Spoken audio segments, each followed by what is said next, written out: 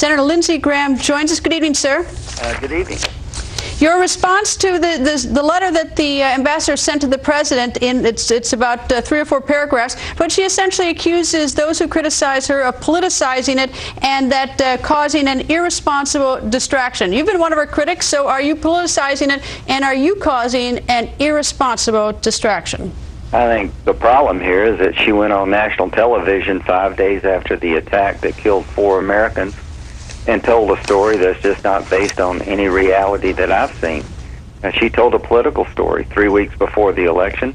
They sanitized the intelligence. She said the consulate was strong, substantially, significantly defended. Nothing could be further from the truth. She indicated Al-Qaeda was decimated, trying to, quite frankly, continue the narrative that the president had been talking about since the death of bin Laden, and I hold her accountable and responsible for misleading the American people. There's failure on the intelligence, by the intelligence community. There's a fog of war component, but I think she was chosen to tell for a reason.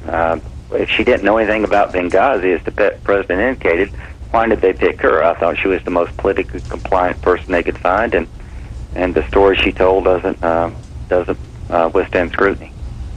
Do you factor into the equation, and I confess that I do, that she went on 5 shows on September 16th, and it took 73 days before she said anything different, and that was to U.S. senators behind closed doors. But it took 73 days for her suddenly to speak out about this, not even publicly, but to you guys behind closed doors. Yeah, I don't think she would ever said she was wrong until we pressed. And this is just not about Susan Rice. The president said, if you got a problem with Benghazi, I do. It's not picking on the president. It's trying to expose a national security failure, a debacle. I hold the president accountable more than anyone else. I think he failed as commander-in-chief. The consulate should have been closed or reinforced months before the attack on September the 11th for 7 hours. There's nothing we could do to help these poor people. Where was he as commander-in-chief? You got 2 movies being made about his leadership in the raid on bin Laden. You don't know anything about what the president did during the 7 hours of the attack. And afterwards, the president tried to blame this on a video and a mob and a demonstration that never existed. But Susan Rice, in my opinion, misled the public.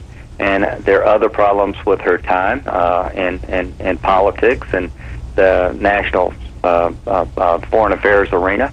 Her problems were deeper than me and deeper than Benghazi, but we're not going to let this go. How could, for 7 hours, nobody come to the aid of the people during the attack? Why did we leave the consulate open? Where was the president when the British decided to close their consulate in June?